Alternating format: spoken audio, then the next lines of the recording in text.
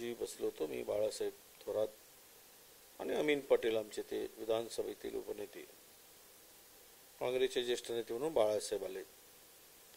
आम्ही सगळ्यांनी मिळून उद्धवजींशी भेटलो, त्यामध्ये मुख्यमंत्री महोदयांशी भेटलो, सभापती आणि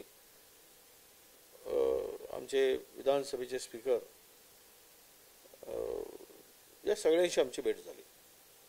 आमचा विषय पहिला होता की विधान परिषदेची रिक्त जागा जी झाली ती भरण्यात यावी, हा त्यामागचा उद्देश होता. त्यानंतर ओघानेच राजकीय चर्चा झाली आणि या चर्चेमध्ये स्पष्टपणे असं ठरलं गेलं की आघाडीच्या संदर्भात पुढचं काय ठरवायचं. तर आमचे अध्यक्ष हे जरा मुलीकडे बाहेर देशात गेलेत, ते 2-4 दिवसात येतील आणि उद्धवजी बरोबर झालेल्या चर्चेमध्ये राज ठाकरेजी सोबत येत असतील तर काँग्रेस पक्षाची भूमिका काय यावर ज्या प्रसार माध्यमात चर्चा सुरू आहे त्यावर चर्चा झाली. आम्ही त्यांना सांगितलं की तुम्ही 2 भाऊ एकत्र येत आहेत त्याचा नक्की आम्हाला आनंद आहे. स्थानिक स्वराज्य संस्थांच्या निवडणुकीमध्ये, लोकल बॉडीज इलेक्शनमध्ये एकत्र येण्याच्या पूर्वी आम्हाला आमच्या स्थानिक नेते आहेत, मुंबई हा एक वेगळा प्रदेश म्हणून आम्ही मानतो, त्याचे काँग्रेसचे अध्यक्ष वेगळे आहेत, तिथली लिडरशिप आहे आमची, आमदार आहेत, नेते आहेत, त्यांच्याबरोबर चर्चा करायची आणि त्याबरोबरच आम्हाला दिल्लीशी हायकमांडशी बोलावं लागेल. आम्ही ते बोलून आघाडीबाबतची आमची भूमिका चर्चा करून आपल्यापर्यंत पोहोचवू अशी आमची चर्चा झालेली आहे. दोघं भाऊ एकत्र येऊन आगामी स्थानिक स्वराज्य संस्थांच्या निवडणुका लढवतील अशी चिन्ह दिसत आहेत. हे दोघं भाऊ महाविकास आघाडी सोबत येतील असं वाटतंय तुम्हाला? ऐसा है, दुश्मन का दुश्मन हमारा दोस्त, ही आमची भूमिका आहे. सध्या राज्य उद्ध्वस्त करणाऱ्या शक्तीविरुद्ध लढा द्यायचा आहे. देश उद्ध्वस्त करणाऱ्या शक्तीविरुद्ध आम्ही लढतो आहोत आणि त्यावेळेस जी भूमिका या शक्ती नष्ट करण्यासाठी बळ मिळणाऱ्या ज्या काही निवडणुका आहेत त्याची सुरुवात आहे, त्या ठिकाणी आपली सगळ्यांची भूमिका एक पॉझिटिव्ह असावी असा एक सूर आमच्यात आहे. आमच्या अनेक लोकांचं असंही काही मत आहे की त्यामध्ये मुंबई पुरता विचार करायचा असेल तर निवडणुकीच्या संदर्भात आम्हाला चर्चा करून आम्हाला वेगळा निर्णय घेण्यासाठी आम्हाला मुभा द्यावी, आम्हाला वेळ द्यावा, अशी भूमिका काँग्रेसच्या मुंबईतील नेत्यांची आहे. म्हणून माझं स्पष्ट मत आहे की 2 भाऊ एकत्र आलेत मराठीच्या मुद्द्यावर.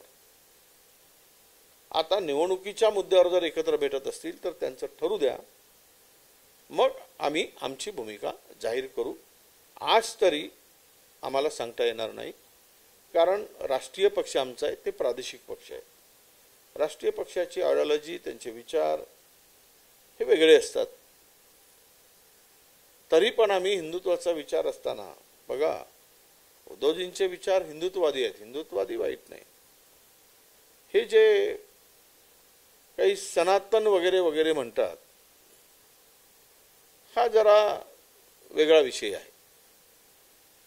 त्यामुळे आम्ही सत्तेमध्ये राहिलो सगळे मिळून 2 वर्ष, 2.25 वर्ष, 2.5 वर्ष सरकार चालवली आम्ही आणि आता तर स्थानिक निवडणुका आहेत आणि 2 भाऊ एकत्र येऊन बळकटीनं, ताकदीनं, मजबूतीनं या शक्तीविरोधात लढण्यास तयार असतील तर आम्ही सकारात्मक आहोत, एवढीच आमची भूमिका आहे. उपराष्ट्रपतीच्या निवडणुकीमध्ये काही मतदान म्हटलं गेलं नाही, काय देवेंद्र फडणवीस म्हणतात की मत फोडू असं म्हणणाऱ्यांना स्वतःची मतं पण राखता आली नाही. असं आहे, मतं फोडू कोण म्हटले होते? आता सध्या मतं फोडण्यामध्ये सर्व डिग्र्या प्राप्त सरकार सत्तेमध्ये आहे, म्हणजे आणि त्याच्यात मास्टरी आहे. मतं फोडण्यात, आमदार फोडण्यात, नेते फोडण्यामध्ये ज्यांना PhD प्राप्त आहे अशा ठिकाणी आमचा निभाव कुठे लागणार आहे? त्यामुळं आम्ही असं कधीच म्हणालो नाही. राहायला ही निवडणूक देश पातळीवरची होती. पूर्वीच जगन रेड्डींनी आपली भूमिका NDAला समर्थन देऊन मोकळी केली होती.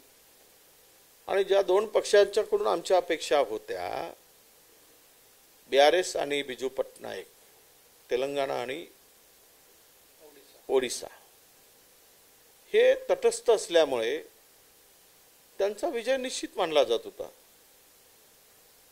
जर इथे काही गोष्टी घडल्या असत्या तर मात्र ही निवडणूक अत्यंत चुरशीची झाली असती.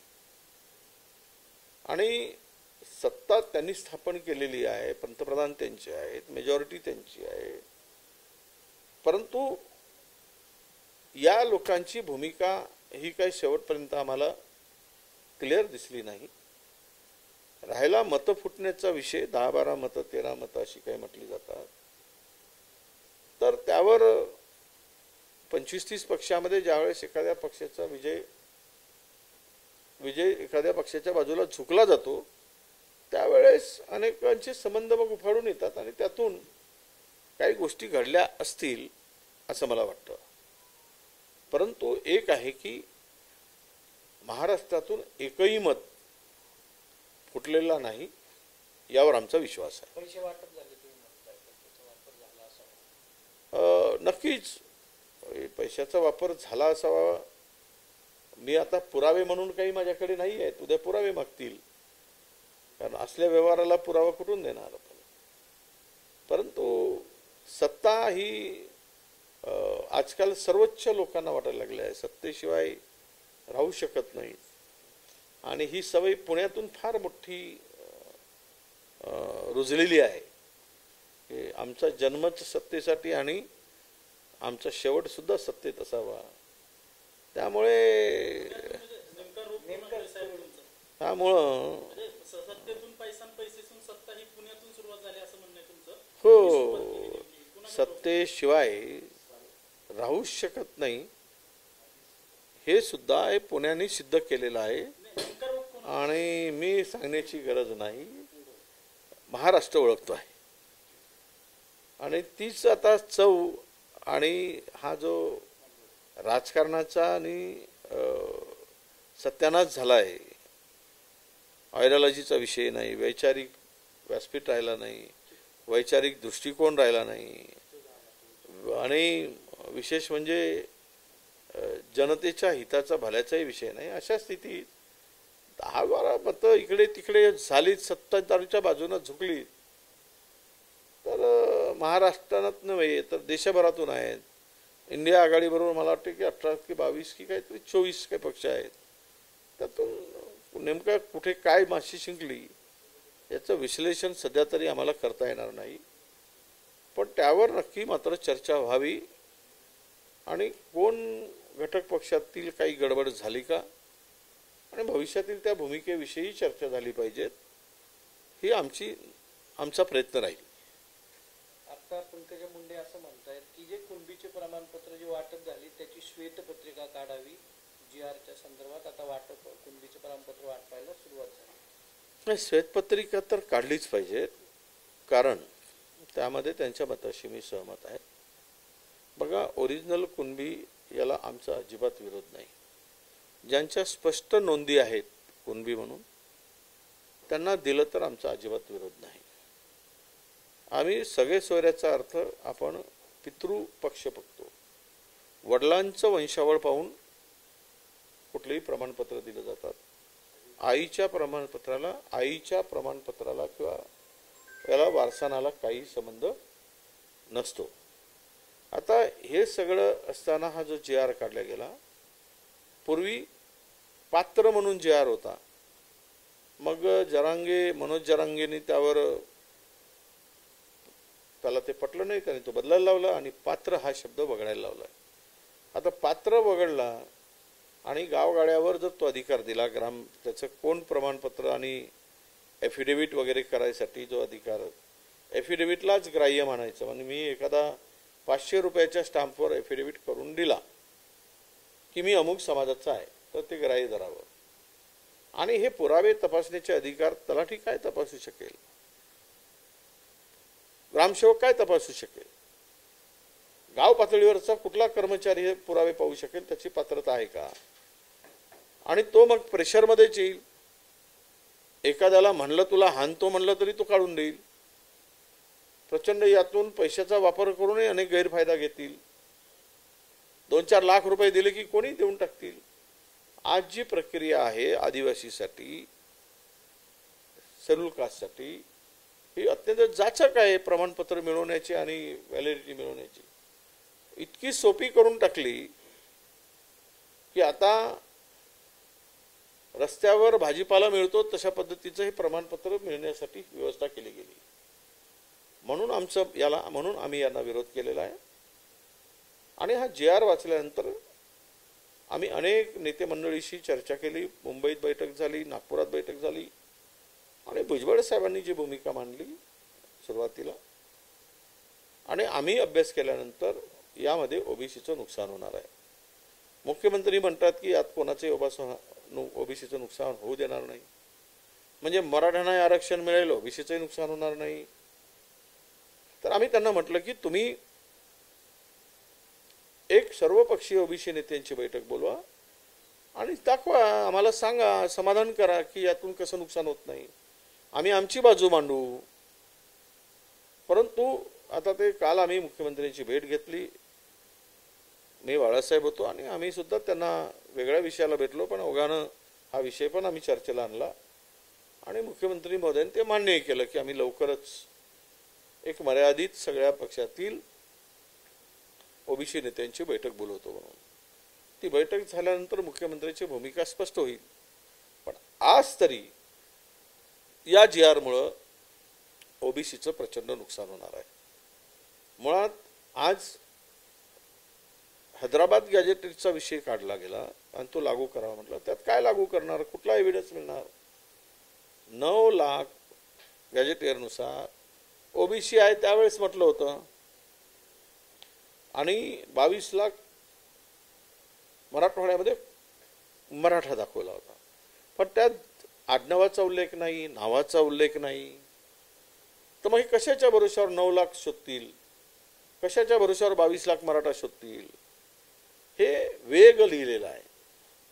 आणि अशा स्थितीत ते लागू करा म्हणून जर सरकार घाबरून पळ काढून किंवा चुकून हे काम करत असेल तर मात्र सरकारनेच याचा खुलासा केला पाहिजे. आम्ही मात्र ओबीसीची लढाई पूर्ण ताकदीनं लढण्यासाठी तयारी केलेली आहे. परवाला आमची बैठक मुंबईत नागपुरात आहे. पहिला मोर्चा आम्ही नागपुरात काढतो, दुसरा मोर्चा संभाजीनगरमध्ये काढतो, पुण्यात पण निघणार आहे, पश्चिम महाराष्ट्रातही काढणार. आमचे सगळ्या लोकांना, कार्यकर्ते, नेते कामाला लागले आहेत आणि आमची शक्ती आम्ही दाखवू आणि आम्ही दुसरी लढाई न्यायालयात पण लढू. उद्या परवाला आमची याचिका दाखल होईल. त्याचं सगळं पिटिशन आमची तयार झाली आहे आणि न्यायदेवतेवर आमचा विश्वास आहे की सत्य काय आहे ते न्याय व्यवस्थेकडून आम्हाला न्याय मिळेल. मग जरांगेचा हट्ट पुरवलाय का सरकारने?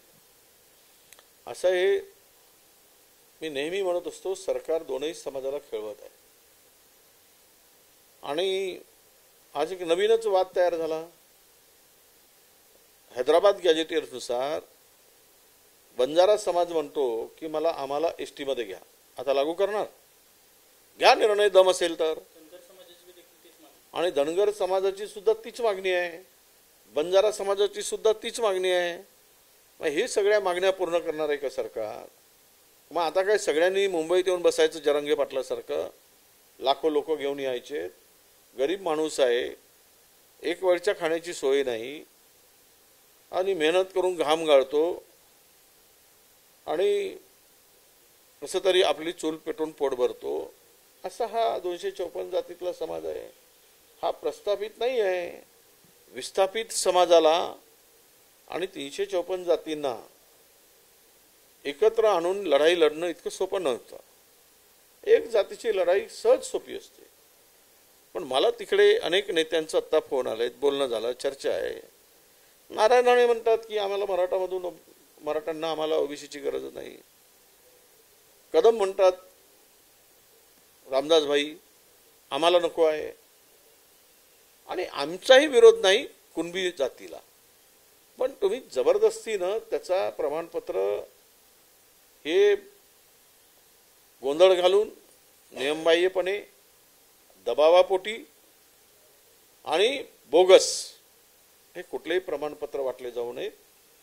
आणि खरं आहे की पंकजाताई म्हणतात त्याप्रमाणे याची एक श्वेतपत्रिका काढली पाहिजे, ही आमची मागणी आहे. विधान परिषदेचं विरोधी पक्षनेते पद काँग्रेसकडे येणार आहे अशा प्रकारची माहिती भास्कर जाधवांनी दिली. काय कसं ठरलंय कसं आहे?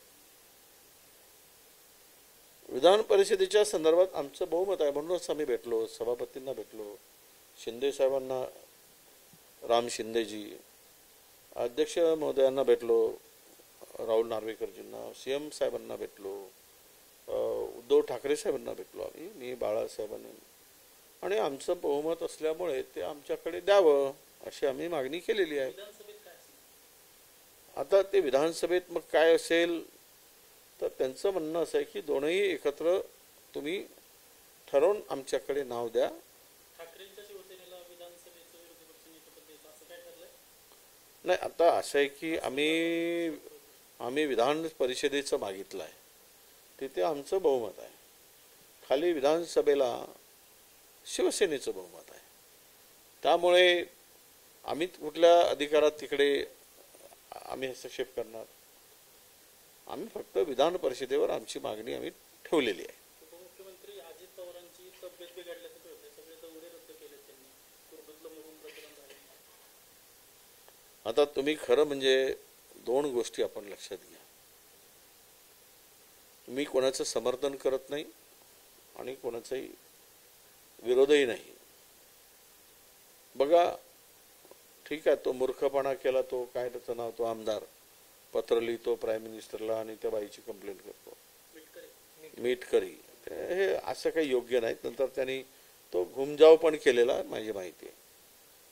पण एक आहे की कुठलाही कार्यकर्ता मुळात त्याच्याशी जाताना ते मुरुम जे लागत होतं ते रोडसाठी लागत होतं. आणि आजकाल सांगतो तुम्हाला की रॉयल्टीने मुरुम उचललं पाहिजेत वगैरे वगैरे. ते एखाद्या सार्वजनिक कामासाठी जर त्याचा वापर होत असेल तर एवढं कोणतं महसूल अधिकारी असताना पोलीस अधिकाऱ्यांनी जाण्याची गरज होती? बरं, गेलेच. जर उपमुख्यमंत्री बोलताय तर गेरे याला व्हायरल कर, याचा व्हिडिओ कर, हे म्हणणं पण गैर आहे ना. आम्ही त्या अधिकाऱ्यांनी त्याचा व्हिडिओ काढायला लावला, व्हायरल करायचं नाही लावलं, त्याचा ते व्हिडिओ काढायला लावला त्या अधिकाऱ्यांनी. शूटिंग कोण केलंय? त्यांनीच केला. तर उपमुख्यमंत्र्यांचं हे आहे अशा पद्धतीनं शूट करणं. हे बघा, उद्या आम्ही आमदार म्हणून आमच्या एका कार्यकर्त्यांच्याकडे तो ट्रॅक्टर चालवतो, मुरमाचं घेऊन जातो, कोणाला तरी घराचं काम असतं, घरकुलाचं काम. आम्ही म्हणतो अरे घरकुलाचं काम आहे किंवा मंदिराचं काम आहे, जरा बघ, जरा सोडून देत, जाऊ देत, सार्वजनिक काम आहे म्हणजे काय व्हायरल करणार का? आपल्याही मर्यादा सगळ्यांनी केल्या पाहिजेत. मी असं म्हणत नाही की त्या अधिकाऱ्यांची चूक आहे. आता दादांचा स्वभाव पाठराखण म्हणून नाही, पण प्रशासन सुद्धा आता यांच्या वरचढ झालेला आहे. हे एकावर एक चोरास सव्वास काय म्हणते, शेरास चोर नाही हो, चुकीचं वापरू नका तुम्ही, नाही तर काहीतरी म्हणाल ते, शेरास सव्वा शेर. आता हे अधिकारी आणि प्रशासन हे सगळेच आता निर्डावले झालेले आहेत. शासनाचे मंत्री असो ते निर्डावले आहेत आणि तुमचे अधिकारी पण निर्डावले आहेत. त्यामुळं मुक्त संचार सुरू आहे आणि मुक्तपणे एखाद्या कंट्रोलमध्ये नसलेलं जनावर शेत फस्त करत निघतो असा तो सगळा प्रकार राज्यात सुरू आहे. त्यात कोणीही अपवाद नाहीत असं माझं मत आहे.